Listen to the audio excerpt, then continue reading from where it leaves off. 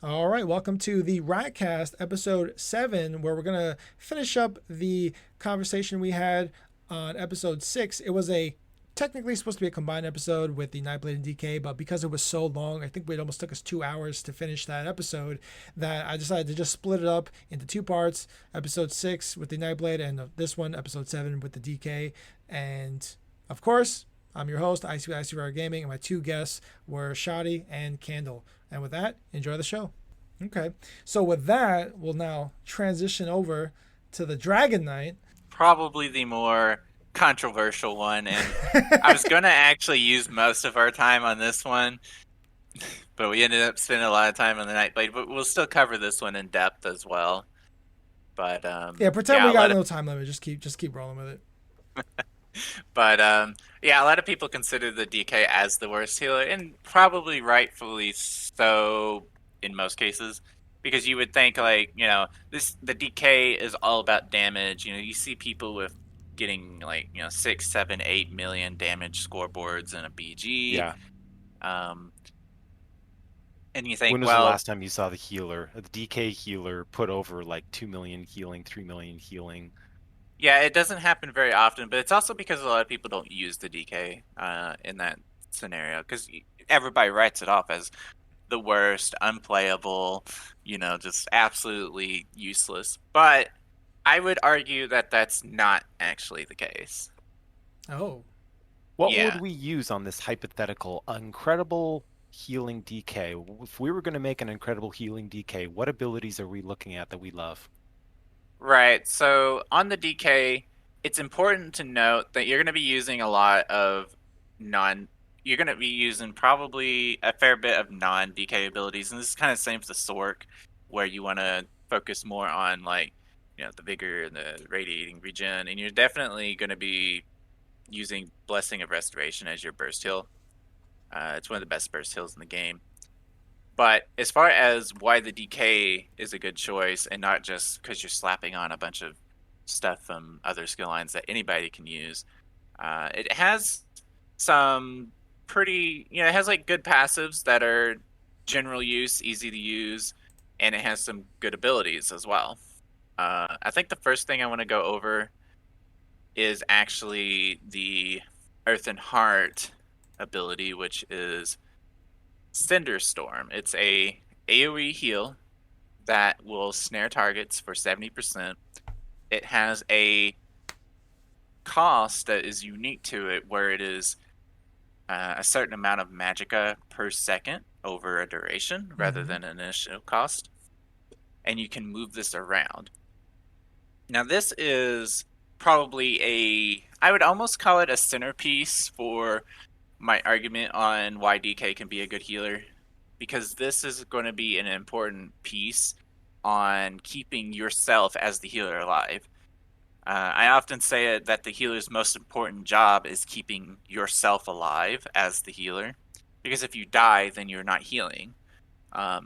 Even if somebody else dies, say you're in a BG, one person dies, your job is still to keep the rest of you alive, right? But if you're dead, then you jeopardize the entire team. So it's important that you yourself stay alive. Right.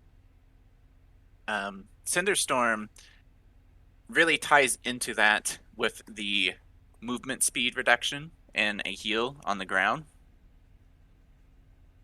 And it also makes for a very valuable tool when you want to use block.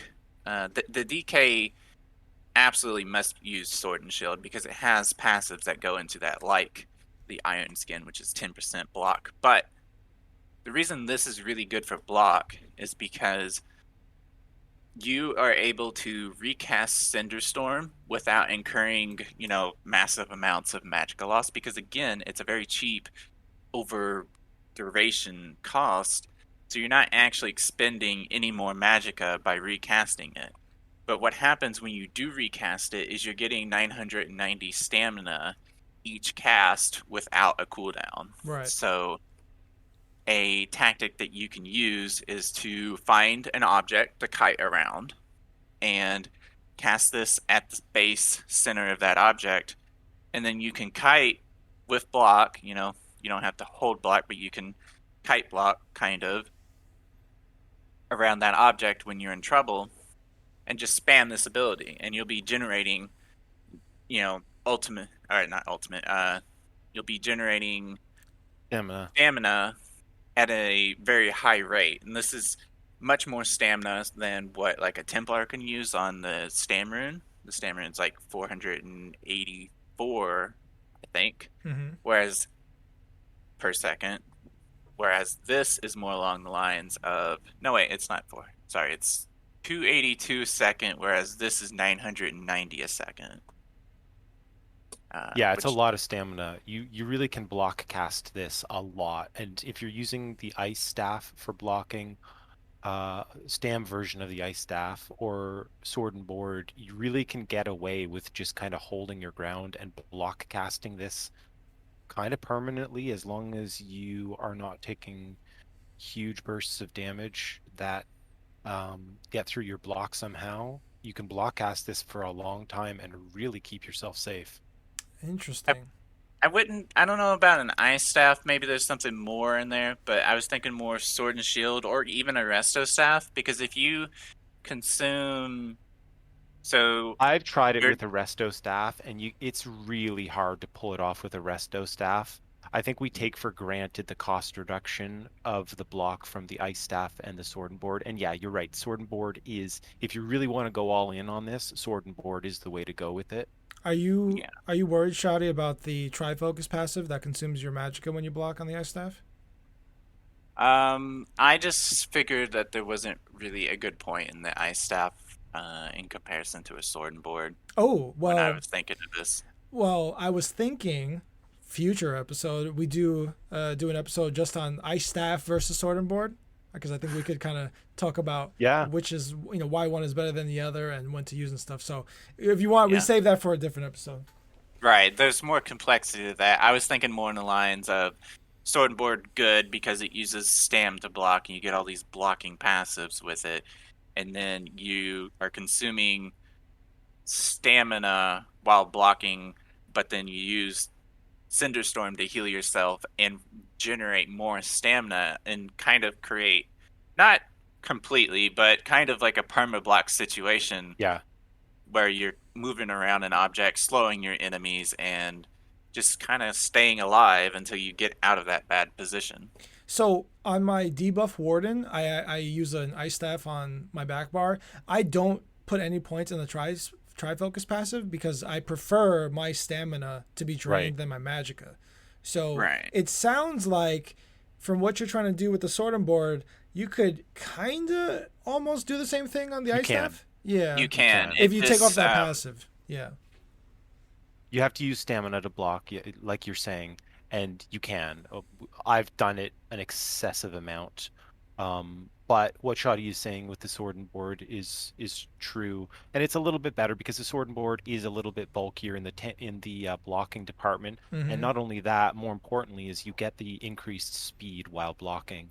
Yeah. So the speed is really significant when you're already blocking and like pinning yourself down.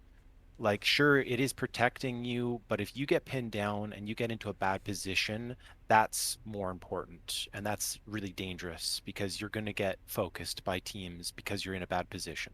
Right. Yeah. The Cinderstorm idea is that I'm slow, but so are you. Yeah. I've actually used it to help a teammate once in a BG where they're being chased by somebody, and I strategically put my Cinderstorms on my teammate while he was, like kind of where he was leading to. And exactly, he kind of went through it as like a speed boost, and then the enemy kind of went through it. It doesn't give you movement speed or nothing, but it just kind of felt like that looking at it because he kept his momentum. The enemy freaking just fell in like mud or something. And, the guy got away no problem. I was like, oh, freaking 70% snare. Yeah, you can, somebody's being chased and you can just throw it on the ground, be like, it's kind of like a Caltrops, except it can be free. You can use cost reduction to make it free. I just wanted to point that out real quick. If you use cost reduction, because can it's you a explain cost that a per little bit? Right. So, Cinderstorm can actually be a free ability, and the reason that is the case is because when you use cost reduction, it is actually reducing the cost on the per second and not the total value. And if you use enough cost reduction, you can reduce that value to 0 and use this ability infinitely without any cost at all. In fact, you're just generating resources through the stamina. How Yeah, much? How it's much? literally a free. How much It's a free invest? ability. How much investment is it into the cost reduction? Is it like 3 infused on your jewelry and like being an No. imperial or something? Or No, I would say 2 uninfused would do it. Yes. that's Two it? uninfused will remove the cost completely, or one infused mag cost reduction will significantly reduce it drastically. Let It me. depends on I'm on. what it depends on what you want to do with your jewelry, Mm-hmm. but I mean, I recommend to a lot of DKs, if you like haven't used this skill, try this skill out. And while Shoddy's making the case for the healing morph, I'm the one who always makes the case for the damage morph.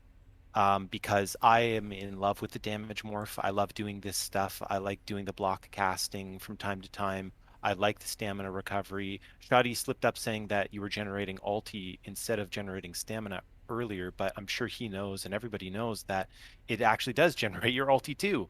So you're generating ulti and you're generating stamina because of your DK passives. I like the damage morph better because, like you guys explained that story about protecting your teammates and putting it in a place where the enemies just basically walk into a pile of mud Mm-hmm. and get a 70% snare. I like using the damage morph because it has a lot more tied to it. Specifically, when you cast it, there's an AoE burst of lava that does fire damage, direct damage AoE, which has a pretty decent chance of proccing your burning status effect, which is hugely important to your DK. And then also you're getting the snare and the lingering damage over time.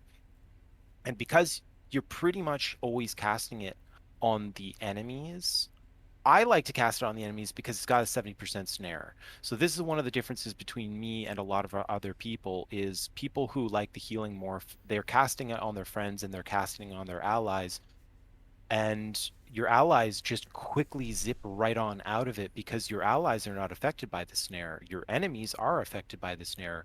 And yes, while enemies will chase people that you cast it on, your enemies are affected by that snare when they're chasing. I just have the preference of focusing it more on the enemies as opposed to focusing it on my teammates because the status effect is a big deal. You don't get any status effect from healing abilities. You do get status effects from burning and fire damage, and that's really important to the mag DK. Now, I could say that all this gets thrown out the window if you're really making a true healer. What are your damage numbers going to be like on the Ash Cloud? The damage more for the Ash Cloud, it's going to do garbage damage. It's probably not worth it. If you're a real healer and you've got tons of stats and health increases to your healing done, maybe the Cinderstorm, the healing morph, is the way to go if you're going Right. with a true I healer. would I would say if you're being an actual healer, um, Yeah. then you just use the Cinder Storm, to be honest, Mm-hmm. which Another is thing that I fine. want to say about that, protecting your allies by using this ability, casting the healing morph on your ally prevents that person who's chasing from being able to stick on them and stay on the person that you're trying to protect. Because what am I doing? If I'm trying to kill somebody, I don't want to be casting my root removal abilities. I don't want to be casting roll dodges. I want to be casting my offensive abilities. If I have to go and press race against time or shuffle or blur if I'm on my Nightblade, if I'm casting defensive anti-snare, I'm not casting my offensive abilities trying to kill the targets. So the Cinderstorm as a healer is an interesting tool at forcing the enemies to maybe use defensive or snare removal abilities instead of offensive abilities. Yeah. By the way, before we move on from Cinderstorm, I was on working on the editor. If you use a single infused cost reduction, the Yeah, cost of Cinderstorm goes from 378 a second, which, by the way, you would double that to see how much you're kind of reducing your recovery, because you still gain recovery while this is active. It's just kind of like a reduced recovery until the duration ends. Mm-hmm. But you go from 378 times 2, whatever that is, because I don't want to do it, to about 58 or sorry 54, I think, cost per Yeah, second, which it's will in that be range. about 200. Sorry, 108 less magicka recovery. You know, if you want to look at it in that way, you can kind of convert it into a how much magicka recovery are you losing while using this, and that makes it pretty, pretty powerful. If you want to go infused right, or you could just do like, if you're using Swift or Protective, you could just do 2 cost reductions and make it free. But I just wanted to add that in so that people know like what they can expect. You can do 2 normals or 1 infused, and generally get it to either free or almost free. It's also going to be, of course, reducing the cost on all your other mag abilities, so it has a lot of value. Yeah. And that, honestly, it's not a bad idea to use cost reduction on a DK healer specifically. You can use it on other healers, and there's reasons why you would do that. But on the DK, it is pretty good to use cost reduction because they have the Battle Roar passive, so a lot of your magicka return, your stamina return, stuff like that comes through from your ultimates instead of passives. You know, like we talked about how the Nightblade has a 15% recovery on one of its passives. Well, the DK doesn't actually have any passives like that. Yeah, Instead, they have no percentage increases. yeah, so instead the DK is often has a static amount of return through Battle Roar or Helping Hands or Combustion, which gives you mag and stam off status effects. And this is probably how a DK healer is going to get a lot of its resources is through these passives. And I'm not so sure how much you're going to get out of Combustion. That's probably something that you would have to go into detail on. It but used to be very significant, but now it's going to be harder to do, especially if you're making a healer. Where are you getting those procs of poisoned and burning? Yeah. But in general, your idea is that the DK is not getting a ton of recovery, not a ton of recovery boosts. They're getting a good amount of restore. This other statistic, it's called stat restore or resource restore. You get it from the battle roar passive, you get it from potions, you get it from heavy armor, just the passives in your heavy armor. When you get hit, you get a flat amount that is restored to your character. And so when you use a lot of these restore features like combustion, that's where these cost reduction glyphs actually start gaining a lot of value. And you're using cost reduction in heavy attacks and heavy armor and yes, potions exactly. and other, it's a different way of sustaining, and I think that's important for people to know. Like, if you ever want to try a mag DK healer, understand that maybe trying to stack a lot of recovery is not going to net you the most value, and instead you should be looking at doing a mix, right? Get enough recovery to where it's not just doing nothing, but also make sure to understand what your class is actually doing and know that your recovery and how you get stuff is not necessarily from just pure, recovery. Those two different types of getting resources back, the recovery and the restore, they have a lot of synergy too. So when you invest in one of them, you get a lot of value in the other one. So it makes a lot of sense to go and get both of them. Yep. There's other things on the DK that we love, right? Oh, I was gonna add in real quick that, the way I like to think of that battle roar passive, because it's almost like another tri potion in a way. And even if you're not using your, say, life giver in this case, right when it comes up, you actually, I guess, kind of benefit from holding on to it even more, because ZOS recently made that change where it's not the cost of the ultimate, but just how much actual ultimate you spend, which will determine how much more resources you actually get. So if it's very low pressure situation and there's no reason for you to save your, spend your life giver, just keep stacking it up. And then if you're going for broke in a way and you need to use your ultimate, you're going to get full resources across the board, and you don't even have to use a potion. You could based on how much ult you're building. you can actually save it for a high pressure situation. Just absolutely dump all of your mag, refresh all of your cooldowns, use, Blessing of Restoration, just, heal up your allies, get them all back to full, and then just hit the ultimate, whatever it is that you're using, and get full resources again and go right back to business. So it's almost kind of Yeah. like you have two tri potions they have access to on like two different buttons, Hmm. which is Yeah, kind of neat. totally. I think that's one of the most powerful reasons we've loved DK for so long. That battle roar passive on the alts is really been a heartstone of the DK for so long.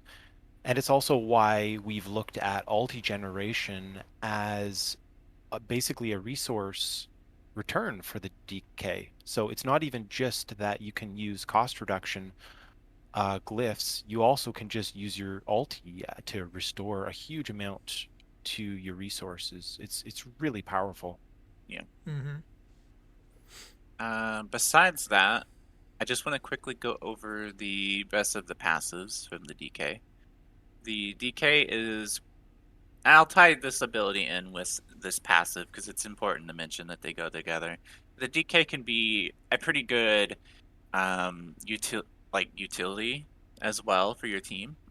Igneous weapons or molten armaments, depending on which one you want to use. Probably igneous as a healer, right?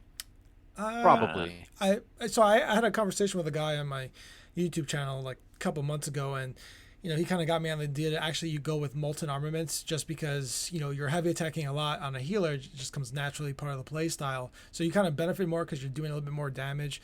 Whereas igneous weapons, right? You're going from 36 seconds, which is already a ton of time, over to 50, a minute. So I guess. I mean, you do get like 8 more meters out of it too, but if you're playing within like a BG, you're kind of closely knit anyway, and 30 seconds compared to 50 seconds doesn't really matter too much. well, it's also cost reduction though, because remember you're not getting a lot of recovery. So any way you can reduce the amount of cost or the amount of times you have to recast an ability will keep you from running out less often. And radius, I think radius does matter. Your teammates could be slightly spread out. Maybe you guys are kiting, somebody's a little bit behind. It runs out. You just need to recast it. And There certainly they, is a case for both of them. yeah, there's a case for both. Mm-hmm. I I personally still would probably choose igneous, but my point for that is that DK offers the major sorcery and brutality, but more importantly, the brutality, because you can pair it with Mountain's Blessing, which is given the minor as well. And since they've made changes to how buffs work and skills scale in this game, people who are Magicka characters don't actually have to use spell damage. They can just use weapon damage and receive these weapon damage percentages like the minor brutality and the major brutality from Igneous and Mountain's Blessing to buff your team. Kind of like how a Templar can. A Templar gives your team the 10% for spell power. Well, the DK gives the major and the minor for your team, allowing your team to just forego their buffs outright. Mm-hmm. That may not matter in battlegrounds when you're solo queuing, because a lot of people, when they go into a battleground or they go to 1vx in Cyrodiil, they typically have everything that they want on their build. But when you're making pre-mades and you're going into battlegrounds as a group, or when you're hanging out with your friends in Cyrodiil or IC, the DK having that buff for the team actually can have a lot of value, because then it allows your friends to maybe stop using the spell power potions that they were using because they needed to get it from spell power potions, or they needed to get it from a source that they didn't really want to get it from. So it is a good tool to give that to your friends and allow them to slot something else more offensive or different on their bar. Yeah, kind of like the Warden's expansive cloak. Exactly. Yeah. Exactly. Yep. It's just the offensive version of that, basically. Mm-hmm. What else makes the DK good for utility? Utility wise, um, It's got that hard stun on fossilized and shattering rocks. right, you can use, I would say probably shattering for for your self heal, but it does have a very good defensive tool in that it can CC enemies for your team. Hmm. And you could even argue that you could set up a combo similar to how the Sork can streak, the DK can fossilize. On a healer, if I'm playing a DK healer, I will be honest with you, I'm probably not going to slot Fossilize or Shattering Shattering Rocks rocks. on mine because I want to leave that stun available to people that are setting up a kill combo. And not only that, but Fossilize actually does pretty good damage. If you ever Right. play a solo or a damage dealing DK, you look at the tooltip of Fossilize, it's pretty legit on its damage. So I want to leave that ability, I want to leave the stuns for other people, but I have a other ability that I want to put there because I think that this actually brings a lot more to your team as a healer, and it's called Talons. Okay. So it's funny you say that, Candle, because I think just this past week, while we were like running through IC for those like group events and stuff, I was just like kind of thinking about it, and you kind of hit it on the nail there when you were saying that you prefer not to put the petrifying rocks because you want to leave the stun up to the damage dealers who are trying to line up their burst and get the kill. Because Yeah, if you're just stunning willy nilly, great, yeah, you're hitting their stand pool, which is nice, but you're also messing up the timing for the burst window that we're trying to kill this guy. Because at the end of the day, we want this guy dead, and along that line of thinking, I was getting to the conclusion of, I think it has more value from a support perspective to not really focus on stunning, but just kind of focusing on immobilization instead, because stunning is very important, but it's got a 7-second immunity, whereas immobilizing, if it's only got 4 seconds, so you could be real annoying with immobilizing with that choking talons a lot more than opposed to a fossilize every 7-8 seconds. yeah, totally. Not only that, but show me a damage dealer, a 1vx player who doesn't absolutely fall in love with you when you throw in a Talon's synergy into his kill combo.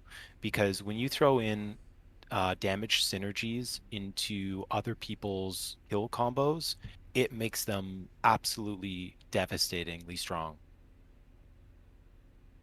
Talons is an AoE 6 meter radius. It hits everybody in that area with a root, a damage synergy that can be used once per cast, and a pretty damn significant dot. It's a little bit hefty on the price, but it is well worth it. It puts out an insane amount of damage. So if you're slotted in all healing abilities, okay, maybe Burning Talons isn't the way to go. You can slot Choking Talons, and Choking Talons does the same thing. It puts out the burning status effect for you because one cast of Choking Talons is cheaper now that they've reduced the cost. So fantastic for healers. It's an AoE direct damage, which has a pretty damn good chance of proccing status effect on at least one person. So you're getting another 1000 mag back in return, and you're getting a really good thing for your team, which is minor maim. You're reducing an area of effect damage done by 5%. All the enemies are getting hit by that minor maim. That's basically kind of in a weird way of looking at it. You're getting 5% boosted to your heal because, It's yeah, or you could look at it, like an indirect way of giving everybody minor protection. It's just a different yeah, name for it. a new buff. Yeah. And then also that synergy is attached to it, which is absolutely incredible. And as a healer, if you're giving your team damage synergies, that's really powerful. They can now kill people with that. And that's actually one of my biggest gripes that these guys will hear me ranting and raving about. Don't make a healer, don't make a healer, don't take a healer into solo battlegrounds. Okay, cool. Healers are good if you're with some dedicated DPS and you can rely on your teammates and your friends. You know they're good at getting kills. Fine. Okay, make your dedicated healer because you know your friends are going to pick up those kills. But the thing that I hate about bringing dedicated healers when I play a healer is if I'm in a 4v4 situation out in Cyrodiil and I've got maybe one of my friends with me and there's two pugs, I don't know if those guys can net kills. And if I'm on my healer, I'm bringing no damage to the table. I can't help my team secure kills. Now, on a healer, you need to find a way of helping your team secure those kills. You can do that in all sorts of ways. It depends on what kind of healer you're playing. If you're on a Necro, maybe you can slot Caltrops. Maybe you can drop the Grave Robber synergy to help your team net those kills. DK, what can you do? You can talon them, you can root them, you can put Major Defile on them with the banner. There's a bunch of different things you could do. You could pull them in with your Unrelenting Grip, but you need to help secure those kills. And if you're not, you're going to run around and you're going to heal people, and people aren't going to die, and you need them to die. That's what you want. That's what I want. I've played a lot of dedicated healing, and I've also played 50-50 healing, and I love 50-50 healing so much better because you can stay on the healing if it's what's needed, but if you see an opportunity for somebody else to get caught and die, make it happen. Help your damage dealer, go on the offense and get that kill, and then you can go back into the healing department. And this is one of the reasons why I love Talons so damn much, is because you're helping your friends with something which is a synergy. Yeah, I mean, I think the DK between Choking Talons and Cinderstorm can make it's a different type of toolkit for helping your team. It's not necessarily perhaps raw power, but what it's offering is it's giving your allies like Kite, it's giving them chances to get away when they're in trouble. And it's, it's reducing the enemy's damage and their speed, and you're healing your allies. And you're able to do, all these unique effects that, it's important to know like what the class does and how you can utilize it, because each class, even as a healer, plays different. And that's important to know. If you want to play a Mag DK healer, then you need to use these tools correctly to get the maximum effect out of it. And I think that's a good example of how you can do that. Absolutely. And I'm kind of glad that Kendall mentioned it there briefly, but the 50-50 healers, no, we're not going to go into it today, but that'll be definitely a future episode, part of the healer series or healer theory series, where we'll kind of talk about what is a 50-50 healer, and what classes are better designed for 50-50s as opposed to being a full healer. So that'll be a fun episode to hit when we get there. Yeah, somebody might get the redemption arc. Spoiler alert. Okay. Any final points on the DK thing? I guess we could cover ultimates briefly. I know, at least for me, go ahead. I was gonna say that. Well, I'll just mention this real quick, and then we can move on to ultimates. Okay. They have other good effects to help them with healing as well. They have their armor ability, which is pretty useful. It's very cheap, and it scales. If you use the shield version, it scales with HP. So if you get around the 40k HP range, this is a very cheap spammable for yourself when you're in trouble. You can get hardened armor. Yeah, you can get like 7 to 8k shields off this in PvP, and it is naturally using cost reduction glyphs as a DK, but this will cost under 3k. This will be like a 2.5k self heal that you can just spam to keep yourself alive. Now, you're not healing your team while doing this, but if you're assuming that they're trying to kill you and not your team, this is going to be an extremely cheap and powerful tool to keep you alive as well. I wanted to bring that one up. The other one I wanted to bring up, and this one's a bit more situational. I think hardened armor is maybe a little bit better, but Coag is a powerful heal. They made it stronger but more expensive recently. But it also... no, actually, I take that back. maybe Coag isn't as good as Hardened Armor, because I was going to talk about the passive where you get 12% healing received while one of these abilities are on, but because they're on the same tree, you can just use Hardened Armor to get a extra 12% healing on yourself as the healer to make yourself harder to kill. So Yeah.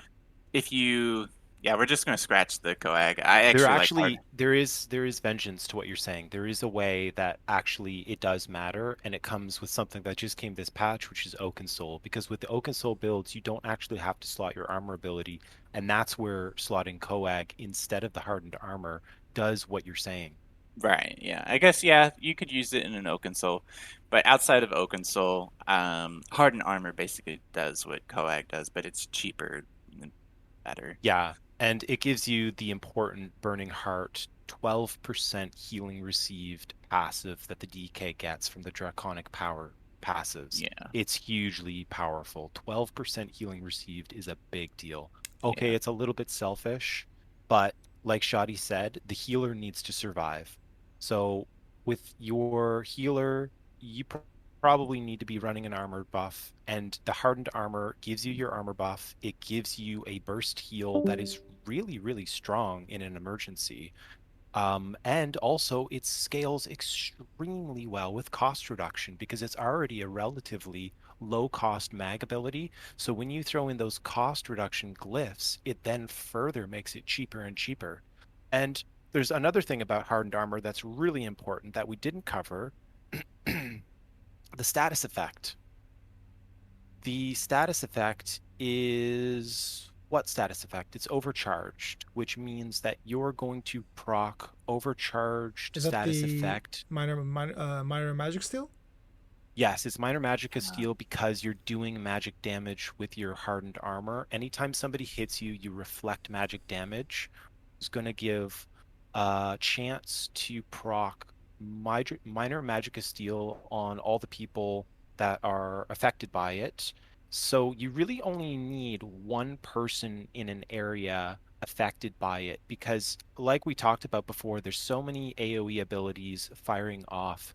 You're probably going to hit somebody that has this status effect on them, and anybody on your team that's doing damage to somebody that's affected by this status effect, they're going to be recovering their magicka, which is really, really, really valuable. It's also another reason why I personally kind of like the damage morph of Cinderstorm, because when you use the eruption morph of Cinderstorm, you're also gaining magicka back in this way on your healer DK or 50/50 DK or whatever it is that you're trying to run, because you do want to get that mag return. It I would scales. Yeah. I would say that you can get that through your heavy attacks, since it is a per second on the restoration staff, but I get what you're saying. Well, you need to be able to do magic damage. So as long as on your resto staff you have a magic damage glyph, What I then meant is activating the minor magic of steel. After you already applied the minor magic of steel through the hardened armor, then you can be using your resto heavies to be getting the magicka back and benefiting from that minor magic of steel you yourself. can, but using heavy resto does consume a long period of time, and you're not guaranteed to be able to actually get your resto heavy on the person that does happen to have the status effect procced on them. Because if you're just using hardened ward, it's going to spread it around, but it's not going to be great uptime. It's going to be there in messy fights for sure, but you're not 100% sure where it's going to be. And if you Yeah. have area of effect damage over times, like something like Burning Talons or your Ash Cloud, the damage morph of the Cinder Storm, as long as you're doing AoE damage, you're splashing stuff around, you're going to definitely be getting it. But I don't know where it's going to be. And sure, yes, if you do use your resto staff and you're able to line that up and keep it on them, then that will help that for sure. I don't know how frequently the damage on a resto heavy ticks. Does it It's tick like it's it's multiple. it's like three sources of damage over I Um, don't know how long? 1.5 seconds. Right. So 1.5 seconds. So then it's that is a lot of procs. yeah, it's gonna be getting that minor magic still. My point was is that usually you're probably using the healing morph of the AoE, and that you're not really focusing too much on the minor magic still, but you still can benefit from it while your team is benefiting from it. Yeah, it's something that you're bringing to the team. Yeah. Um, Another healing ability. I don't really want to talk about it too much since we've been on so long, but Honestly, Cauterize is a I was gonna say we spent so much time on the Nightblade and then now so much time on the DK. I was kind of thinking maybe we should have just done two separate episodes and just kind of dedicated to that because right. we're dragging on a little bit, but that's okay. Go ahead, Yeah. cauterize. Yeah, I was just gonna say really quick, Cauterize, it gives you the minor prophecy and savagery as well. And then it's a heal that it's kind of like a heal over time. It's just a little different because you're getting the little orbs and they're shooting out and giving you heals.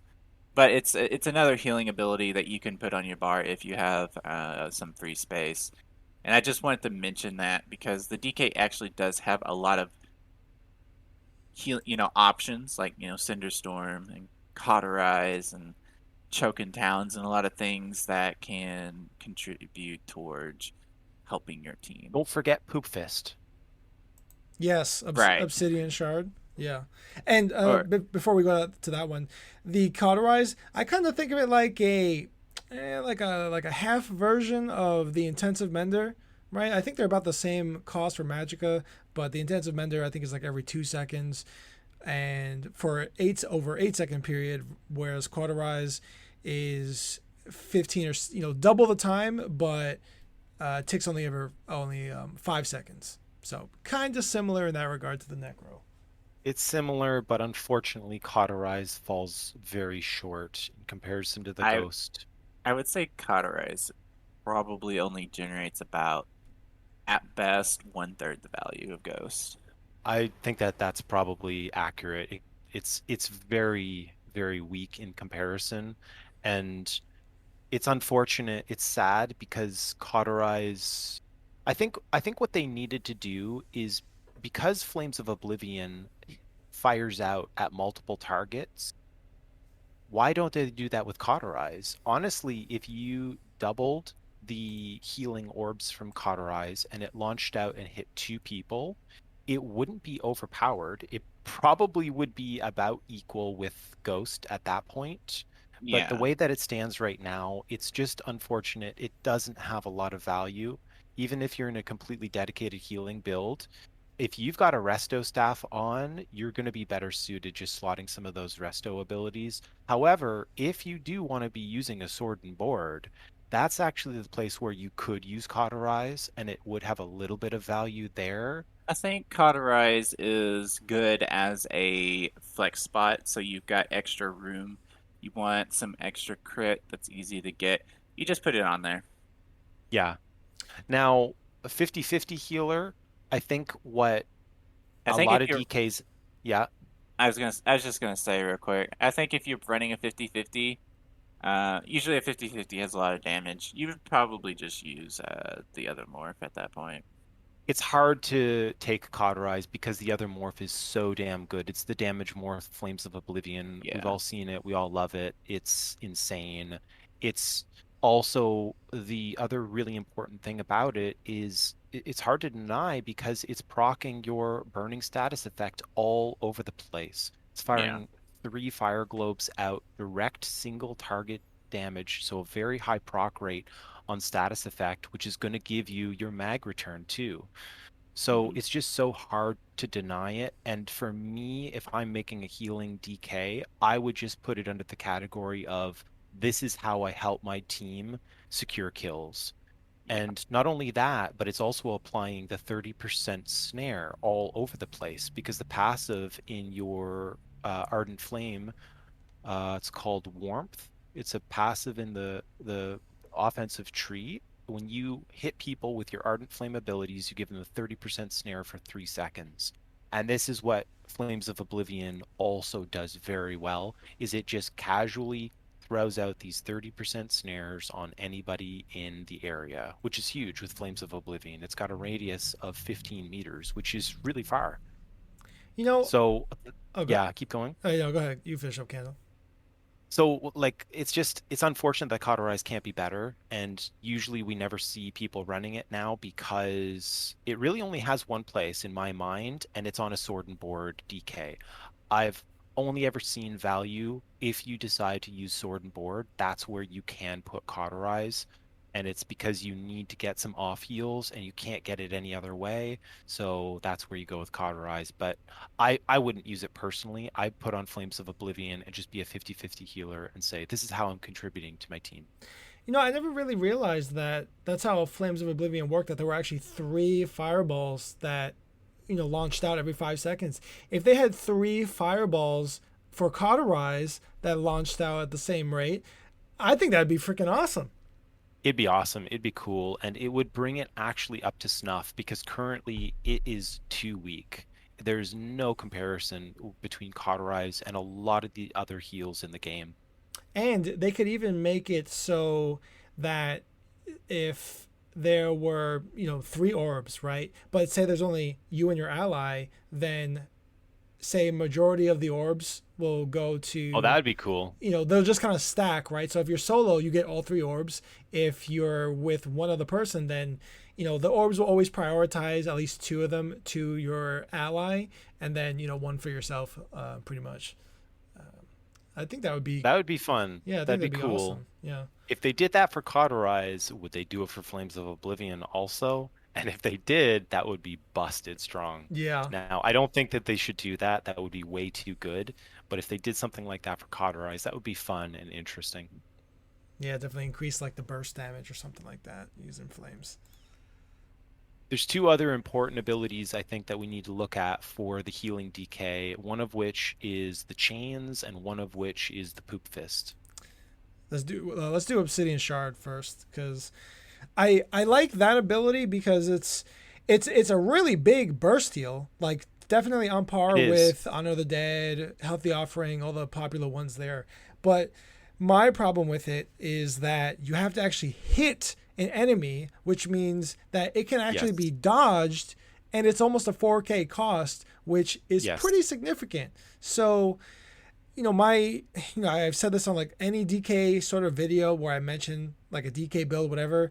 I always give the same spiel where I think Obsidian Shard should be retooled, I guess, on how it functions, where it functions exactly the same. Its new feature would be that it works exactly the same as the resistant flesh, but where the Necro actually gives resistances, right? It gives you armor for half the amount healed. The DK would give a damage shield for half the amount healed, because I like that. when you look at the DK kit, right, you have fragmented shield, my new version of Obsidian Shard, Magma Shell, you got hardened armor. You have all these abilities that are kind of just giving damage shields to yourself. Ferocious Leap gives a damage shield when you use it. You have all these abilities that are giving damage shields to yourself or your allies.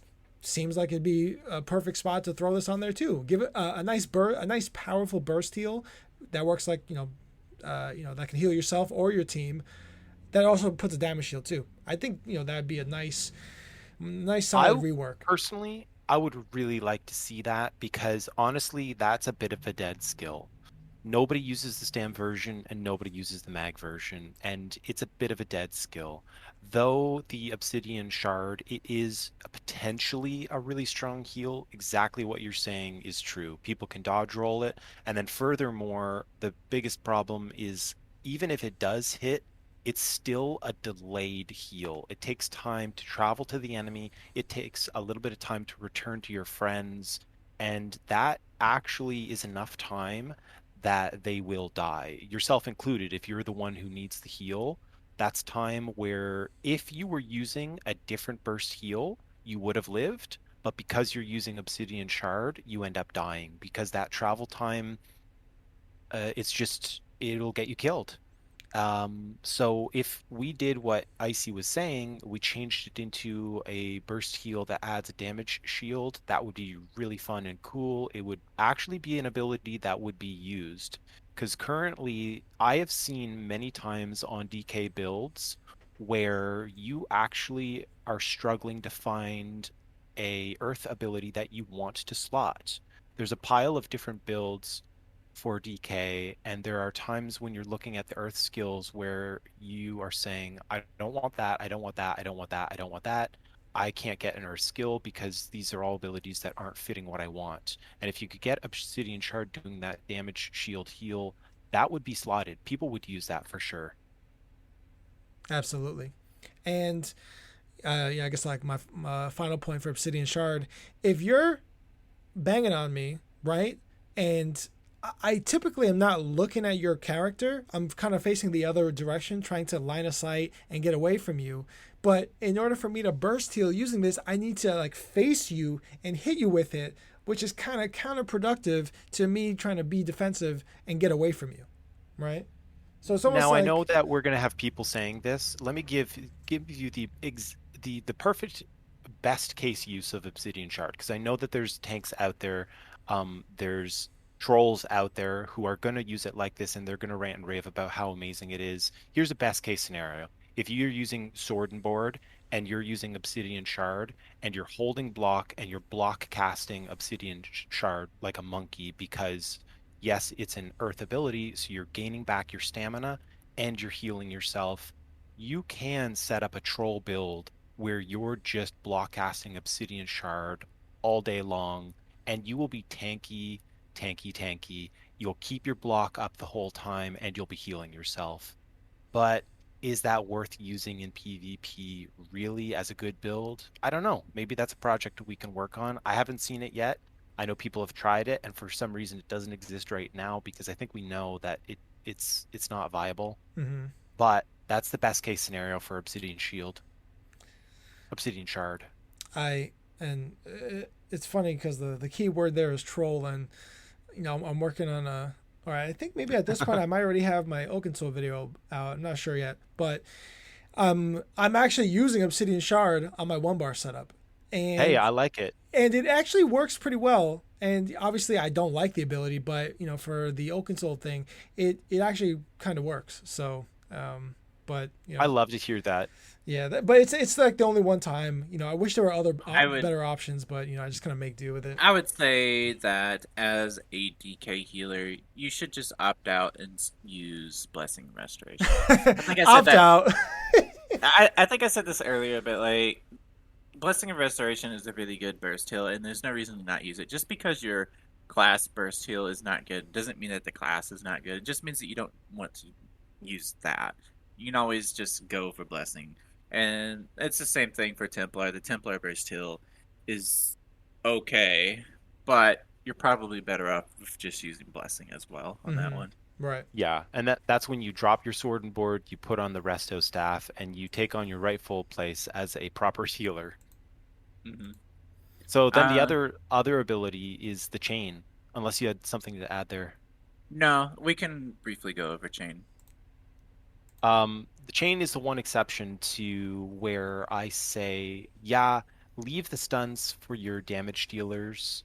Now, okay, if you've got a group put together and you have a friend and you know that he doesn't have a good stun that he can slot, and you want to slot fossilize on your build because you're helping your buddy secure the kill, that's fine. That's where you could slot fossilize, but there's another option too where you're a healer or a 50-50 and you want to use chain, which is unrelenting grip or empowering chains. I wouldn't recommend empowering chains on a healer or a support build. You want to use unrelenting grip because it's the chain that pulls the enemies to you. And though it does apply CC cooldown, like the 7-second cooldown, it applies basically a stun that doesn't stun. It pulls somebody out of a good position and it plops them right in the middle of your team. And that's a terrible position to be in. If you follow that with another ability that I would recommend all healing DKs have, which is Talons, you've now pulled them into a shitty position, rooted them, and put a damage synergy on them for your friends and your teammates to secure the kill on. I think that has value for a healer or a support DK. Yeah, I've never really used chains on like my DK healer, but this kind of definitely gives me an idea. It definitely gives or allows for a lot of variety that I didn't really notice before, because I'm always trying to focus on getting my heals up, and one thing that always it's just kind of naturally part of the DK kit because it offers a lot of utility compared to the other classes, and because of all that utility, where you lack in heals or where you lessen in heals, you provide some other benefit to your team. So that's why it's always kind of hard to break the. It's not impossible, but it's Now, Icy, you haven't brought up DOTA yet this podcast, and I know you always do. So you haven't yet, so I'll take the liberty of doing it for you. okay. Do you remember the robot in DOTA? So you're saying There- Dota. I'm actually playing. Oh well, League of Legends? League of Legends. Yeah. So Okay, there's a robot that has a pull, yeah, right? Blitzcrank. Yep. Blitzcrank. And I don't know, have you ever seen anybody get killed by that pull? I used that, so it was a long time ago. I actually did play Blitzcrank. It was amazingly fun. Yes. You It just was camp, amazing. you would camp near a tower, pull them in, use the ultimate to knock them up in the air, and then just punch them, which I think had another CC on it as well. And you just like CC locking them in place while the tower kills them. It's so dangerous to go up against a good Blitzcrank. It's one of the most dangerous things in League of Legends, Dota, or whatever the game is. Even this, now ESO, you can be Blitzcrank in ESO using this chains. Yeah, you Now, can chain, you can yeah, talons, and then you can cinder storm, and it's just another way of getting people off your allies. Pull the enemy away. Talons them in place. Cinder storm when they try to run. Jesus, it kind of is funny because you guys are throwing me back to all those League of Legends games, and I remember in like some of those, when the games are going like 40, 50 minutes, just like this podcast is already at like almost 2 hours now. Freaking, like both teams, right? Just kind of like we do like the sweaty pre-mades, right? Like it's less about fighting and more about like positioning, and the one team's got the Blitzcrank and your team doesn't, so you got to be the team that doesn't get pulled, because if either team loses one person, the game is going to be over, right? So there's a lot of mind games just so that you can avoid the Blitzcrank and not get pulled. But that guy, he's got that like 70% movement speed buff, and then he's got the pull too, so it's just a recipe for a disaster. So the absolutely most devastating way that you can use it, because it does have the bad thing is that you set off their CC cooldown, the 7-second timer, the stun timer. That's not good because people can run around freely when they do that. Mm-hmm. And so you kind of, to set it up, absolutely the most devastating way you could is place some ground effects in an area and pull somebody into those ground effects. So we're looking at Cinderstorm, we're looking at Shifting Standard, we're looking at Volatile Runes, the Volcanic Rune from the Mage's Guild, Caltrops, any of those ground effects, pull them in, hope that your teammates are competent and that they're paying attention at all. If you've done this once or twice, your teammates are going to start to catch on. If they don't catch on to you pulling people with chains into terrible positions and then rooting them there with the talons and a synergy ready to be killed, get new teammates because your teammates are useless. Mm-hmm. So if your teammates are not catching on to that, then whatever, you're doing your part, and if they're not doing their part, so be it. But if you're doing that, you have something very valuable that you're contributing to your team. Yeah, so speaking of, you mentioned mentioned the ultimate, the banner, right? Standard? Yeah. Yeah, so mentioning of that, I think this is a good transitional point to make the final arguments of the DK and talk about their ultimates. And Icy actually has probably the most experience in this, as a healer at least, in how he likes to use his ultimates. I'd be interested in listening to how Icy likes to use them and maybe his experience, and maybe you could take the lead on that. Ultimates in general, or specifically with the standard? The DK ones. The DK. So the standard. I've seen you use that. Maybe your thoughts on the magma shell as well. I know you've used that as well. So. And... Because I like to play all the classes, right, and kind of give everybody screen time, if you would. I also like to use other abilities people normally wouldn't want to use, even if it doesn't make too much sense, right? Yeah. So in this case, my primary, I guess, like, I would normally gravitate to the magma shell ability just because it's a much cheaper cost. It works similar to barrier, where I think barrier is 250. This one's I think 200. It's got the almost the equivalent amount of damage shield. I think magma shell might be a little bit better in terms of the strength of it, but barrier has a little bit wider range compared to magma shell, because magma shell you got to be right on top of your teammates, kind of like when you use echoing vigor in that way. But the added What's the range? What's the range? Do you know? that's the other annoying part. It doesn't put a Yeah. range on magma shell, so you don't really know. Yeah, I've never known what the actual range is, and I think Camera Beard has a chart that shows all of these things, but we've yet to see it because we need to find out what the range is. Yeah, whenever I do, I haven't done it for like any of my DK videos where I actually tell people what the range is. But for one example, Arcasis, that one is 28 meters, but it doesn't say anywhere on the set itself that it's 28 meters. But since going back to Magma Shell, Reviving Barrier is 12 meters. So we know that, but I know Magma Shell is Okay. a little bit less than that. It might even be like 6 meters or something. So whenever you cast it, you just got to be right on top of your target. But the other benefit to Magma Shell is, just like people use corrosive all the time, it makes you super tanky. And with either the current meta or even like the Dark Convergence meta, when it first came out back in September of 21, Yeah. I was using Magma Shell all the time because it would just give me so much more mitigation, and I had a little bit lower cost. I think mine was like 188, and I had also, I think, minor heroism up at the time as well. So I was able to get my ultimate back long enough to be able to use Magma Shell for my team and give me that mitigation. So it's really strong in that perspective for Magma Shell. And in general, like, if I'm running a 2-bar setup, my train of thought normally is I put a low cost ultimate on my front bar, my wrestle staff, and then a high ultimate cost ultimate on my back bar. And then how I decide to use it to is pretty much whenever I'm initiating the fight, or I have enough time spent up because it's been a low pressure situation, I'll always use the back bar ultimate. But then during the fight, I'll always use the front bar ultimate. And that's kind of how when I decide to choose it. But now tying in shifting standard, me and Shadi, we were just in a BG like a couple days ago, or by the time this releases like a week ago or whatever.